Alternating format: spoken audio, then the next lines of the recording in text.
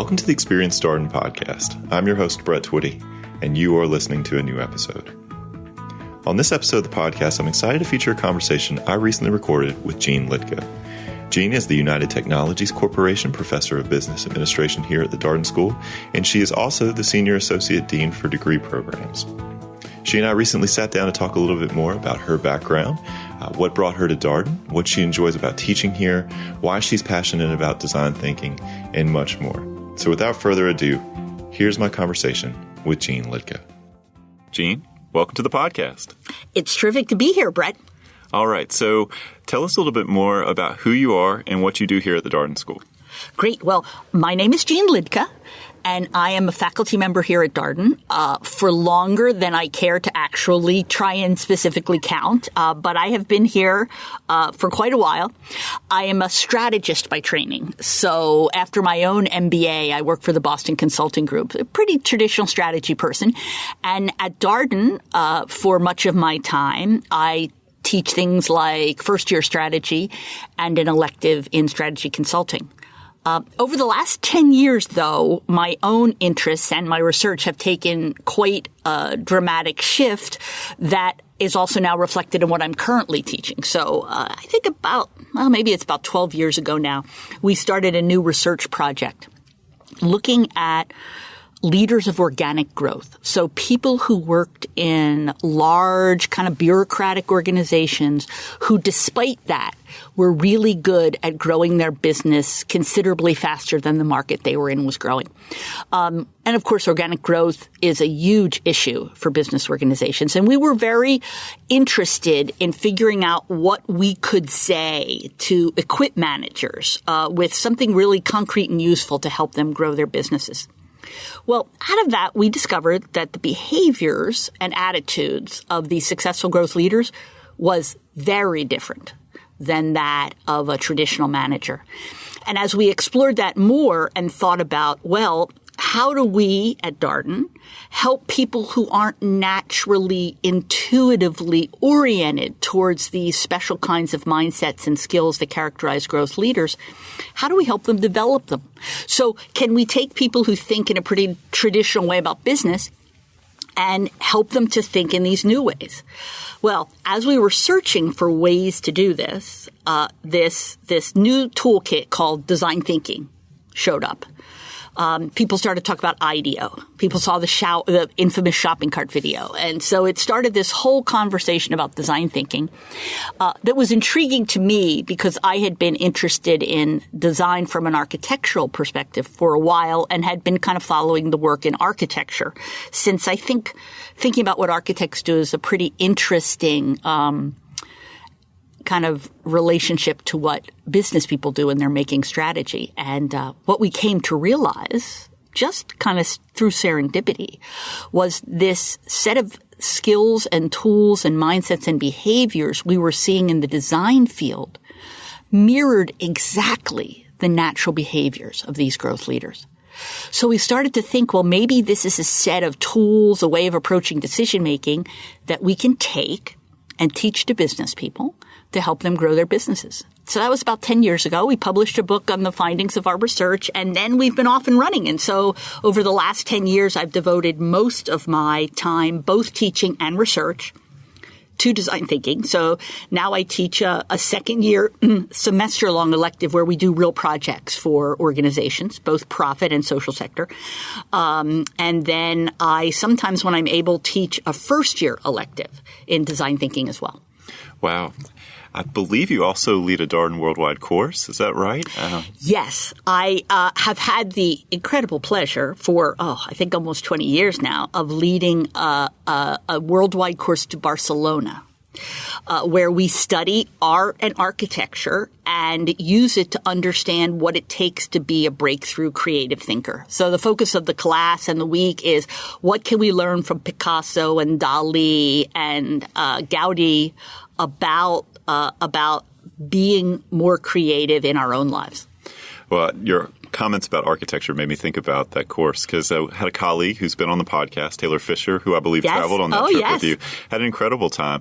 I think some of our listeners may be surprised to hear that in a business school course you're talking about Picasso and Dali and Gaudi and these kind of people. Yeah. And well, creativity is creativity. And what we find is that certainly when we talk about a pure artist, a Picasso or Dali, it is different. They are creating for a very different kind of audience, and the kind of execution part of the creativity is really just a function of their own skill. Whereas as we move into architecture and then into business, we're really looking at a kind of a more collaborative form of creativity, and we're looking at relating what might be to what actually can be given the capabilities of the time. So my favorite part of the Barcelona trip is the focus on Antonio Gaudi, who is the very famous Catalan architect who is the architect of Sagrada Familia. Which I just think is the most amazing space I've ever been in my life. And so over the last 20 years with the students, we've watched Sagrada Familia go from basically a couple of walls with an open ceiling to now a consecrated finished church that is a forest. I mean, it's just one of the most amazingly creative things you'll ever see. And we believe, either whether you're talking about business or the social sector or architecture, that what's really interesting is where possibilities meet constraints. So how do we imagine a new world that's different than today in dramatic ways, and yet do that accepting and being realistic about the constraints we have in our environment? And of course, Gaudi is the ultimate impossibility thinker. He designed a cathedral that essentially would not really be able to be built technically for almost another 100 years. So there's lots to talk about and lots to bring back into our own environment as leaders, and how we both find in ourselves and nurture that kind of creative spirit, and also how we help others that look to us for leadership find it and create an environment that's conducive to them practicing it. Wow. So let's talk about your first year course. So you teach strategy. You had mentioned that you have taught strategy to first-year students. Yes. That's a required part of our core curriculum. What do you enjoy about teaching first-year students? Well, first-year students are wonderful, of course, because they're just getting to Darden and it's all new. By the time we get them in strategy, we're towards the end of October, early November. So the initial shock of entry into the Darden system is over, and they're kind of acclimating. They've gotten to know the people in their section, so they're a little bit more comfortable. And it's just always a great conversation. And I always look forward to it. I mean, things are very different in the second year. Things are even kind of different by the fourth quarter of the first year, because people are a lot more confident. They're a lot more relaxed. But there's kind of an edge to the fall of the first year at Darden that makes it an especially remarkable kind of environment for learning. Yeah. So what attracted you to Darden initially? You had mentioned that you had done strategy consulting, and you've been at Darden for a while, but what sort of gave you the nudge to come here? Well, I guess I was surprised to find myself here. I came here as a visitor at the invitation of Ed Freeman. Right. So, well, anybody at Darden can talk about Ed. I don't know if you've gotten to have him on the podcast yet. Unfortunately not. He is on our list. I'll bet he is at the top of your list. Well, Ed is just, a force unto himself. And when I was a doctoral student, Ed was one of the advisors in the area that I was doing my doctoral program in. At the time, I was teaching at a small college in Boston. I was very happy there. I have to say my own MBA experience, which was not at Darden, was not a particularly positive one for me.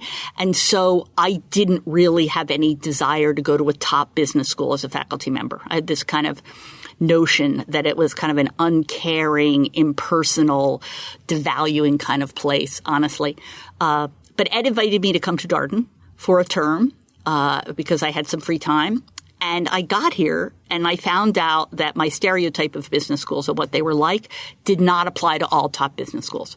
And that Darden was actually a very caring community type place where we live in community. I mean, we follow that whole Jefferson notion that learning occurs in community. And I was just very drawn to that aspect of community. I think it's what makes Darden quite distinctive. I mean, I went to a big city MBA program where everybody kind of scattered and went home to their apartments at night. And you really only saw people when you were in class with them. There wasn't a lot of a sense of community. Whereas Darden, I mean, one of the beauties of Charlottesville is it's a small town. And we see each other a lot. And so you develop relationships that are very different than the kind of relationships you're able to develop in other places. So Darden has always been, it's always been where I knew I wanted to be once I got here. I've never really been tempted to go anywhere else. People call and I say, I'm very happy where I am. This is the place I belong. And so I feel very lucky to have been able to spend so much of my career in this environment. And so this past year, you've taken on an increased role. We were talking before the podcast. I want to make sure I get this right. You are the dean for both the full-time MBA, the executive MBA, and the MSBA program, sort of overseeing all of those programs? Yes, I am technically the senior associate dean for programs. So all of the various programs fall technically under me. Now, we have amazing people like Tom Steenberg, who runs our residential program, amazing people like Jim Dietert, who run the EMBA program. So, I mean, the reality of it is I get to kind of do the fun stuff like think about the future at Darden and what are the challenges facing business education and where should we be headed next and what are the new workforce skills that we need to be equipping students with and all that kind of stuff, because there's all kinds of other wonderful faculty who really do the kind of day-to-day operations and strategies of the individual programs. What an incredible opportunity for someone with your skill set to think about these things. I think there's been a lot of commentary about sort of future of MBAs, what's going on in the market right now. I think from an admissions standpoint, we feel like, there are students out there that are questioning, should I go get an MBA right now? Will this be necessary for my progression in my career? Must be interesting to think about how to help the Darden School grow. Yes. I mean, it's an interesting kind of time in MBA education. There's been kind of this perfect storm of a very healthy economy, so people have a tendency not to leave work. I think a demographic kind of blip in the U.S., so we're seeing some flattening there. And then, a lot of craziness internationally that's making students more reluctant to come to the U.S. sometimes than they were before. So I think it's challenging times. For the top schools like Darden, I think there will always be 350 really awesome, interested people who want to come here. But I think we all have to recognize that the world around us is changing, and to be a successful organizational leader, whether it's in business or the social sector, the skill set's changing and morphing, and we need to be out in front of that at Darden. And so I think that's part of the excitement. It's like the old crisis opportunity thing. Yes, there's some outside pressure to make us look at things differently, but there's also, I think, just some tremendous possibilities for how we build on all of the strengths that Darden has and the strengths of the students we attract and really begin to pioneer some new directions in leadership and business education. That's very interesting to think about all of that. So I'm sure you've given some thought to the skills. You mentioned that it's changing. If you're going to equip your graduates for the current landscape, what are some of those things that you think are must-haves or important skills for people going forward from here? Well, probably the most obvious one, of course, is data analytics. We live in a world of data, and figuring out how to use the massive amounts of data we've got with all the computer power we've got intelligently and thoughtfully, I think is a big issue in today's world, and one that, all students are interested in and concerned with. But it's funny.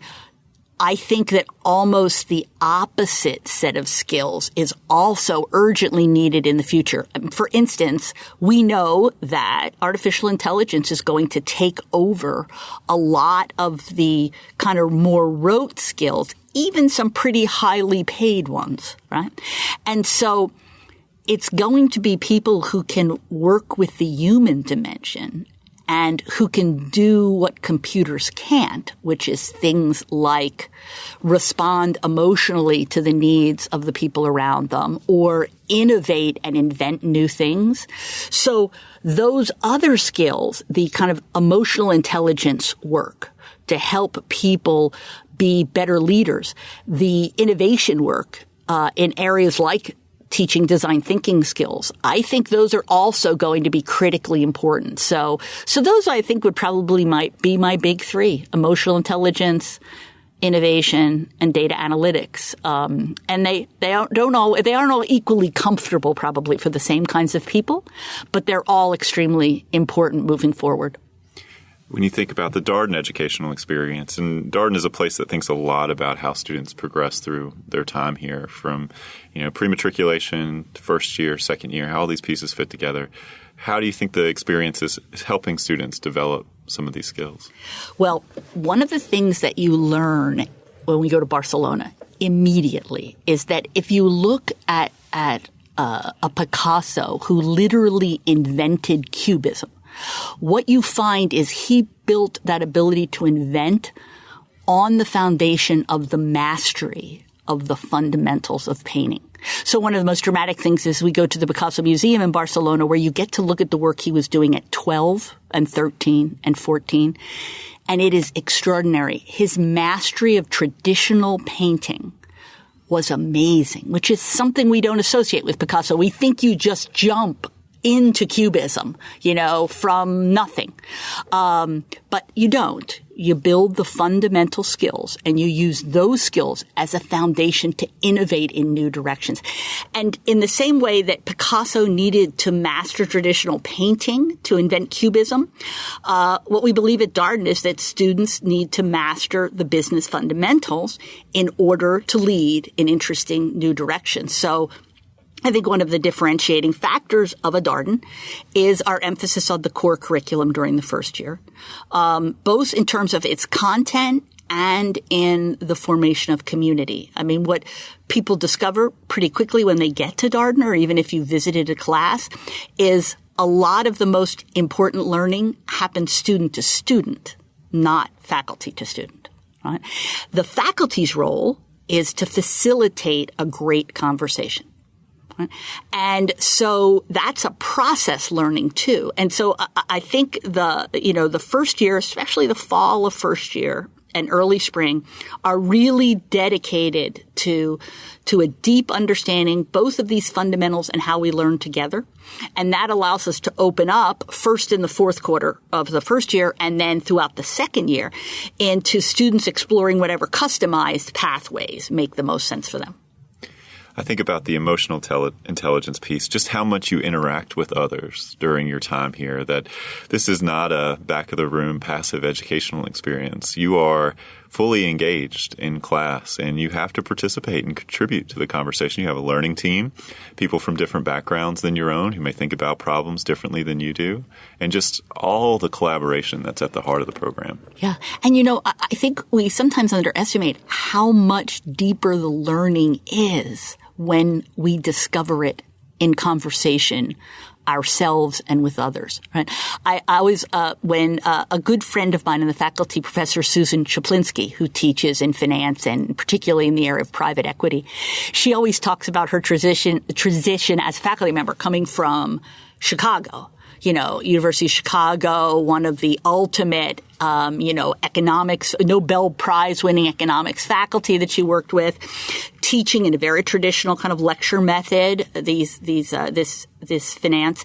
And she said when she got to Darden and was immediately presented, well, we teach by the case method, so you don't lecture. I mean, we give students situations and we talk through together how they think they should handle them. She said initially she thought, how is this ever going to work? Right? It's finance. We're not talking about leadership or strategy. We're talking about finance here. And what she said is pretty quickly she learned that it actually worked better than the lecture method, that the understanding of students developed in that conversation was so much richer and deeper and more thoughtful than it would be with a faculty member kind of lecturing at them about the subject. So that has always been, for me, a confirmation of our approach to learning here, that, if it can work in finance, it can work everywhere else. I also think about all that you learn about your classmates during those case discussions and obviously learning team meetings. And, to your earlier point that this is not a transactional experience. You're not just coming here and going home, that you are a fully integrated member of the community, and you bring your whole self to those class discussions. Yeah, it is crazy how many learning teams get together at the 30th reunion. Right. I mean, people stay, some people at least, they just form this relationship with their learning team that lasts the rest of their life. It's really an amazing phenomena. I think we know that we have just about the most dedicated set of alumni of any business school. And I think the reason we have them is because it's such a transformational experience that people go through together here at Darden, and the kind of, I think, bonding you do with people going through this experience, just, it builds relationships for a lifetime often. One of the things prospective students oftentimes wonder about is when they hear people talk about the case method, they hear that the faculty member is the facilitator in the room. And they wonder, well, what does the preparation look like for the faculty member to go in and sort of facilitate it as a part of that class discussion? What's your preparation look like? It's so funny. Students would never believe this, but it's probably a ratio of about 5 hours of preparation to every 1 hour in the classroom, particularly in the first year where we're teaching as a team. So we'd have different sections. Each section would have their own faculty member, but we're covering the same material. And I think an important part of Darden is the integrated curriculum that's consistent across the sections. So I actually spend more time in planning sessions with my fellow faculty members before a class than I ever spend with students. So we'll often have a 3-hour faculty meeting among the people teaching in each different section to talk about our approach to the case, what's important, what we hope students take away from it, and then to spend 1 hour and a half class session with students. So I guess it would be nice if we could think that all faculty do is kind of wander in and ask some provocative questions. But the bad news is we're working just as hard as the students are in advance to make that a good discussion. So are you thinking about the many different angles that could come up in a discussion of a particular case, or you're saying these are the 3 or 4 points we want to get across? I'm curious what's happening in those faculty discussions as you're preparing. I mean, oftentimes, and I think this probably varies with the temperament of the teaching team and the faculty leader of the teaching team, but in the strategy first year sessions, we'll often come out with a timeline. 15 minutes into class, we want to have gotten here in the conversation, right? What are the things that'll get us here? What's the opening question that we're going to ask the students to address? Where do we take that, right? At the 30-minute mark, where do we want to be in the class? And so it's a highly it may look like it's completely informal when you're experiencing it on the other side, but we've got pretty tight alignment on what we'd love a class to look like. Now, of course, you get into a class, it's anybody's guess where it's going to go. Right? It can go in completely different directions that can be wonderful. And you want to be ready to go with those. But at the same time, you want to be sure that the fundamentals of that day's learning happen in the room. So we talked about some of the things that you're doing for the Darden School right now, sort of thinking about the future of the school and preparing students for what's ahead. What are you researching? What are you working on right now from a publication standpoint? I've got 2 major research streams, both of which I'm very excited about. One of them relates to kind of assessing the impact of using design thinking. So it's kind of the ROI question. How do we assess whether or not the investment organizations make in learning design thinking actually pays off for them? There's very little work on that. Design thinking research is really in its infancy. So a lot of the work has been qualitative case studies. And in fact, that's what ROI own work has been. We've published multiple books of stories of organizations using design thinking, from the government of New Zealand through to healthcare centers in Australia, through to the U.S. government and IBM and 3M and large organizations. But at some point in business, we like quantitative numbers. So we've been working hard to think about how we bring a more rigorous quantitative assessment to the impact of design thinking. We've created a new instrument. We've been testing it for the past 6 months or so, and it's producing really interesting results. I'm working on the first draft of a paper. My co-author is at the University of Georgia, and it's funny. We think traditionally about design thinking as a way of producing more creative solutions, but in our preliminary data, the single most prevalent outcome observed is building trust. So in that way, design thinking is less about just coming up with better ideas, and it's more about creating a conversation in which we build trust and engagement and ownership. And it's also about, for instance, a set of individual psychological benefits. So we're seeing that the methodology gives people a sense of psychological safety to encourage risk-taking. It gives them a sense of creative confidence. It helps them to be more open-minded to different perspectives at an individual level. So we're witnessing these very interesting outcomes at the level of the individual and the team and the organization and even the systems. We're looking at network capabilities and how they're built through the use of design thinking to work across these diverse stakeholder groups. So that research, very excited about. It's really exciting. The other research in design thinking that's equally interesting is we're looking at how people learn design thinking who are not designers by training. So almost all of my focus has been on helping non-designers learn the design thinking tools. So whether those are business school students, whether they're physicians, whether they're the scientists at NASA that we've worked with, or engineers, whoever it is, how do these people who've been trained in more traditionally linear analytic methodologies, how do they learn design thinking? What are the places where they get very uncomfortable and encounter problems? What are the places that feel good? And as an educator, how do you help guide them through a process that maximizes the likelihood that they will develop competencies and then use these new skills? And so we're turning out some very interesting personality differences in the way in which people learn design thinking and how it works. And it's interesting because what we find is at the end of the learning process, everyone has kind of converged on a very positive high moment. But the path to that moment is radically different across different personality types. And I think that's an important part of doing this work. I mean, it can be very uncomfortable kinds of learning for some people. Now, those are the people who benefit most from it. So a lot of our attention here at Darden, both in the classroom and in online, and we've had some very exciting kind of developments in the online space here. But the real issue is not how you take people who naturally are creative and love this stuff and teach them design thinking. It's how do you take those of us who are accountants by training, that's me, and teach us design thinking. And so we're finding some very interesting outcomes in that research as well. Well, those both sound very interesting. I imagine some of our listeners are like, gosh, I want to learn more about this design thinking stuff. What would be some next steps you might suggest? Well, one of the things that we've done is to create a whole suite of online materials around design thinking.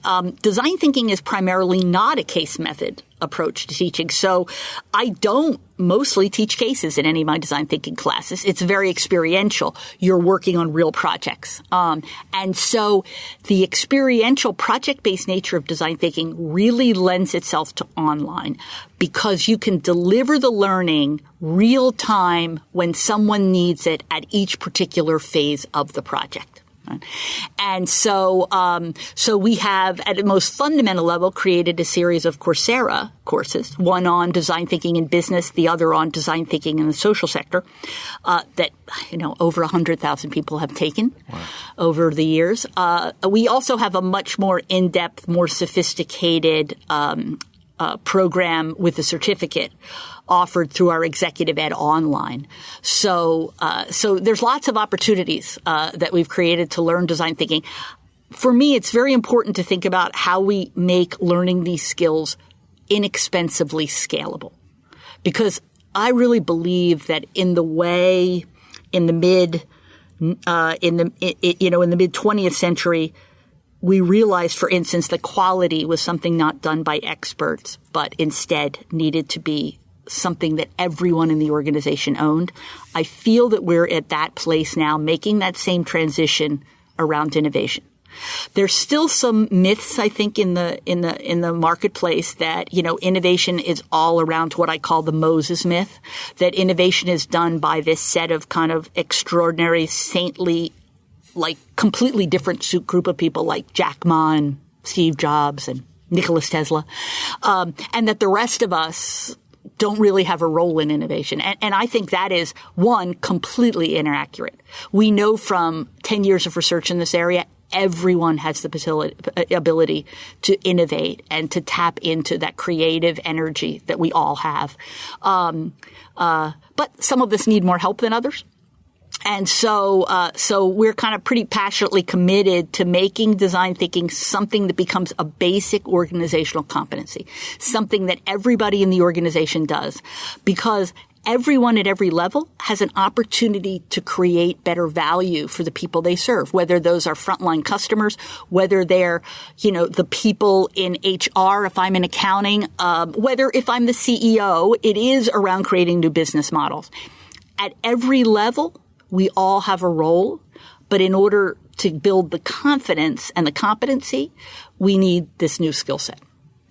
So, Jeanne, I typically wrap up with the same last question, and we've kind of talked around it, or at least talked a little bit about it. But what would be your why Darden pitch? A prospective student, shoots you an email or gives you a call, or you run into someone here at one of our visit days, and they say, "Well, Jeanne, why should I come here? Why Darden?"